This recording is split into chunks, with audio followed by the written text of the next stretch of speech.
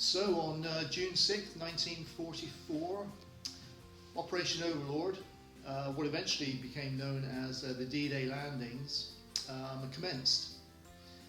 Massive naval flotilla under the command of the Allied forces in Western Europe, along with about 350,000 naval, marines, soldiers, airmen participated on behalf of the Allies. They were up against Germany's Atlantic Wall, we call it today. It's quite interesting. They've been fortifying the whole of the western seaboard of France, expecting these landings. And they were building concrete bunkers, trenches, they were arming and equipping gun emplacements. They had about 50,000 men available to them in the immediate vicinity of the 5 beaches that were listed for invasion. These 5 beaches we call them Gold, Sword, those are the 2 British beaches. Juno was a Canadian landing area, beachhead. And then of course Utah and Omaha were the American beaches that would be of more interest to most of the audience on this video. And these 5 beaches were going to become bridgeheads. The bridgeheads were going to connect, and those servicemen, those airmen, those airborne divisions, those naval divisions, those military divisions, army divisions were going to link up and push inland, push down towards the Seine.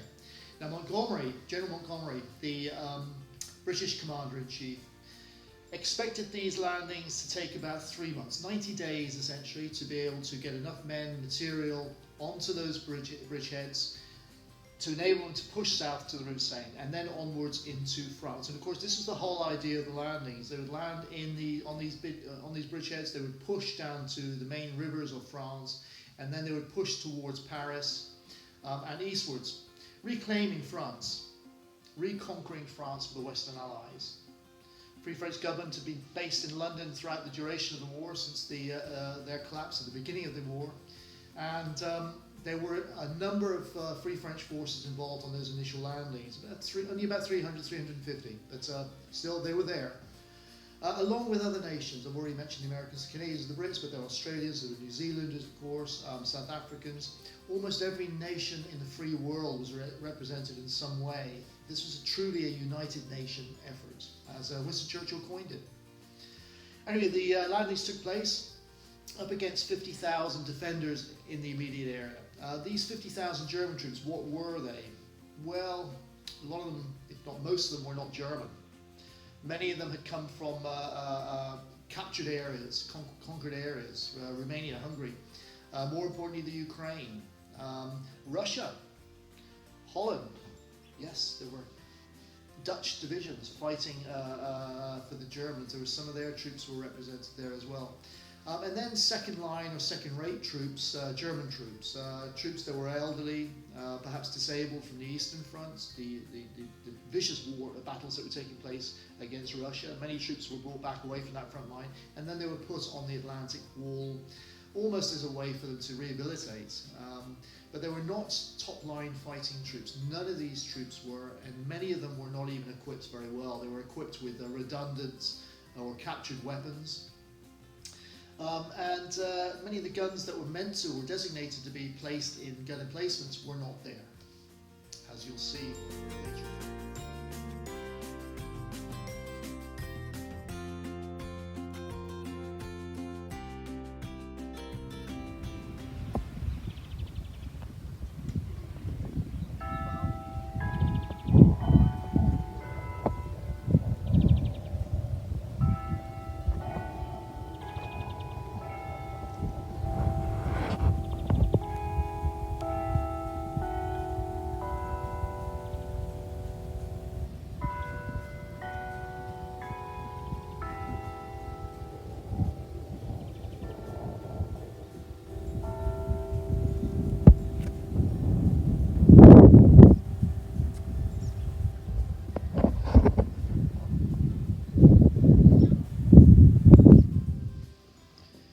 So a very poignant reminder as to the results of warfare.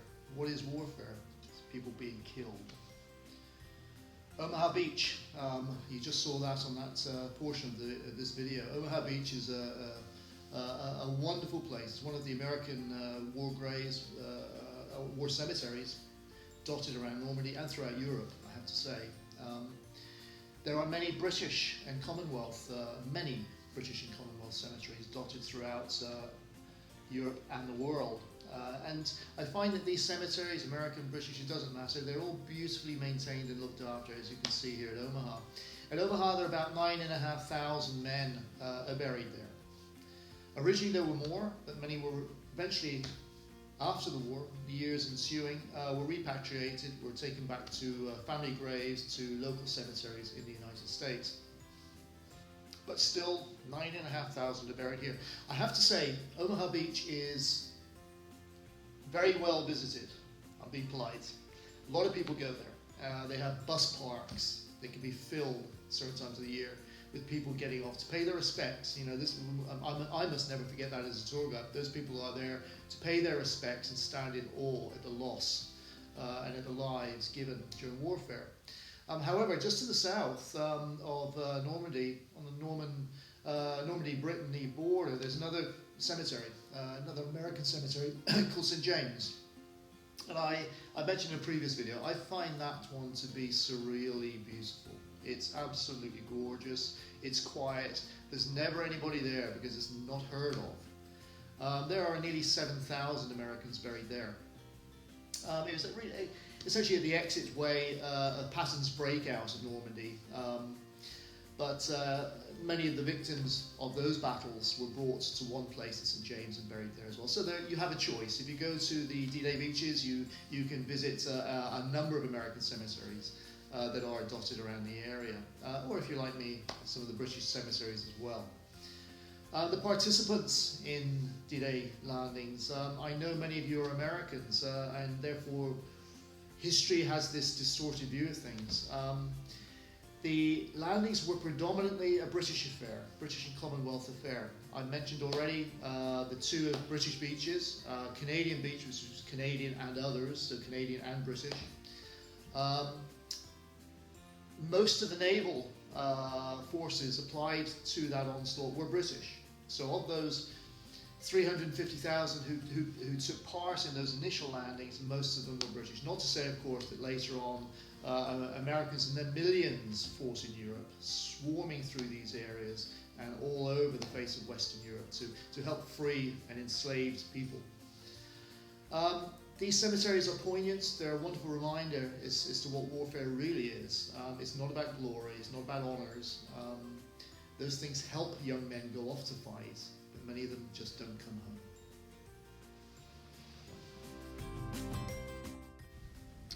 Two great harbours were erected around certain bays on D-Day. One of them here at Arromanches. We call it a mulberry harbour.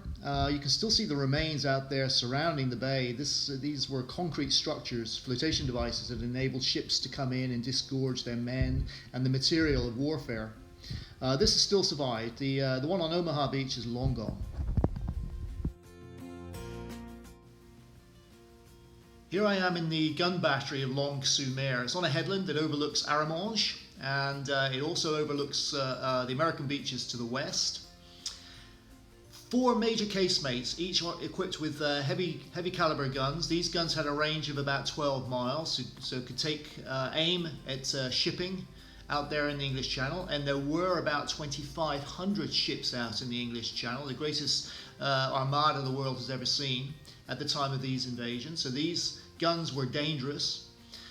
They were peppered with Royal Air Force bombings. They were peppered with naval bombardments on the outbreak of June 6th, but carried on fighting. They could shoot off salvos of artillery at the rate of about 10 rounds per minute, so quite deadly weapons of war. It wasn't until June 7th that the 2nd Devonshire Regiments marched up from Arromanches and took these gun emplacements out. At that point in time, some of the German defenders had already been killed, but about 180 were taken into captivity for the rest of the war. But as you can see, these casemates, they still have their weaponry. The guns are still in them. In fact, they're the only guns in Western France that still exist in their original gun emplacements. You can see signs of the scarring.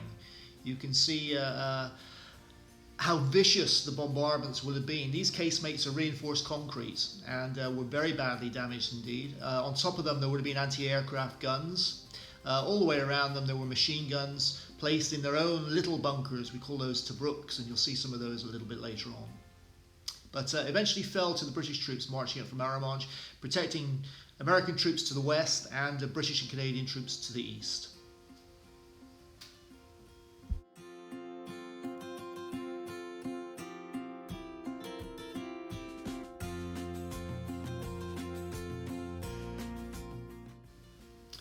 So here we are again at the American cemetery on Omaha Beach. You can see the sea in the background.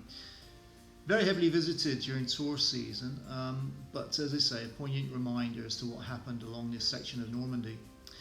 Casualties overall, we're looking on the day, about 9,000 Allied dead. Numbers vary actually between 4,500 and 9,000, but I'm going to go for the higher end. That includes naval personnel, air personnel, etc. Many thousands of French casualties because of the bombing raids, and we think there were about 1,000 German casualties. Doesn't sound like very many, does it? But remember that they were hunkered down, they were in entrenchments, they were in concrete shelters, and there weren't so many of them. So about 1,000 German casualties.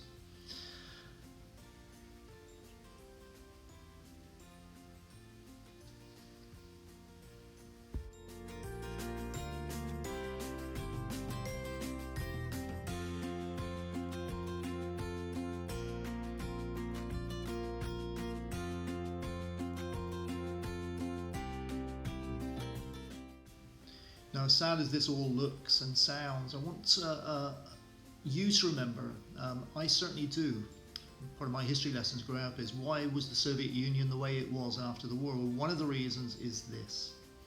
This was the worst single day of the war for the Allies. I've given you the statistics a moment ago. Let me tell you how the Russians were faring at this point in time. They were losing 28,500 people, and they lost them every single day of the war. Every single day of the war. We must remember.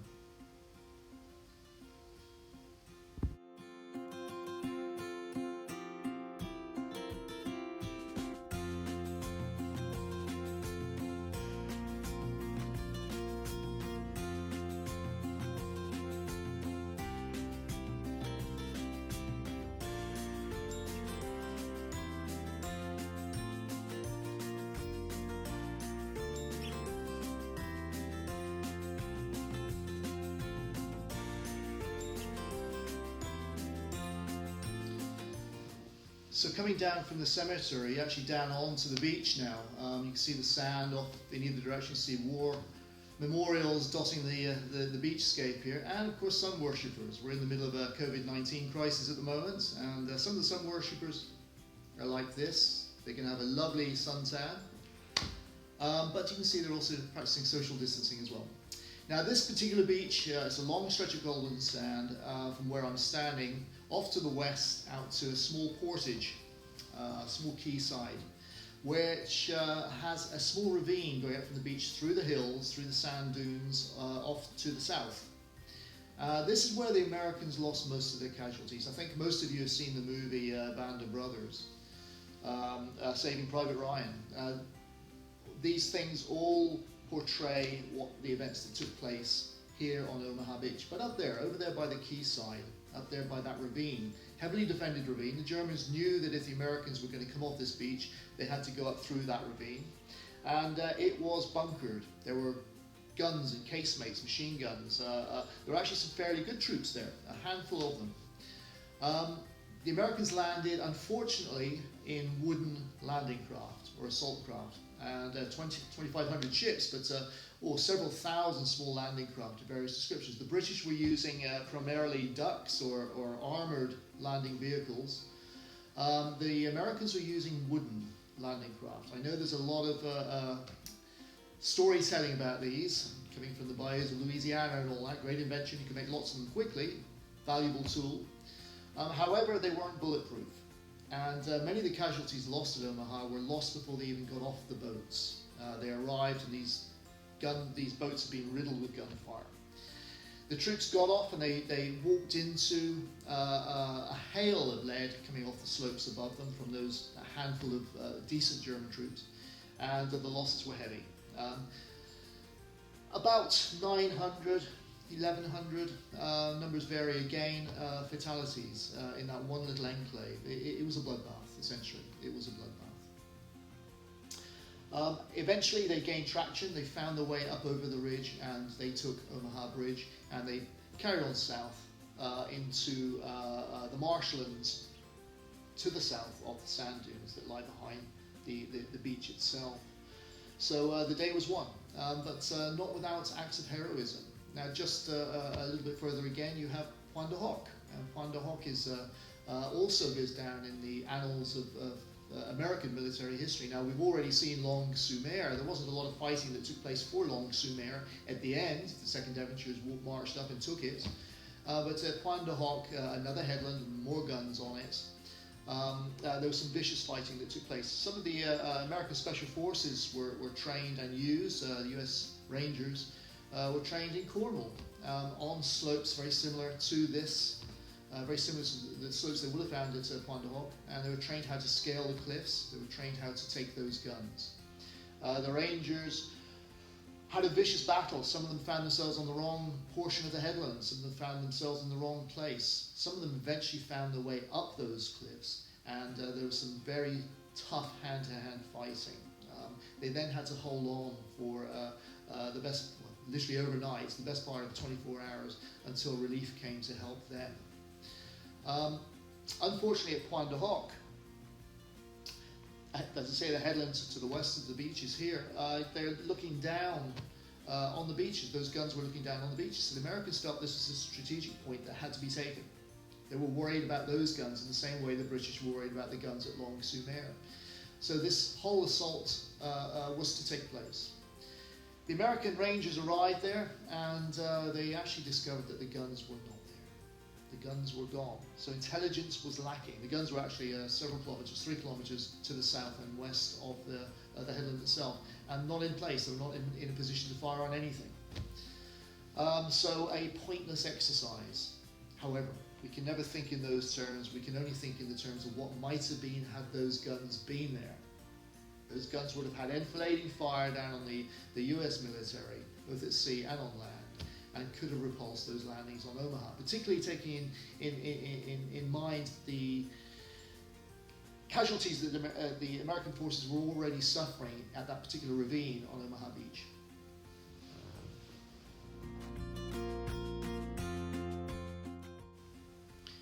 So we've moved along the beach now, and here I am arriving at Pointe du Hoc, here at the entrance to the what is now a memorial itself, the headland.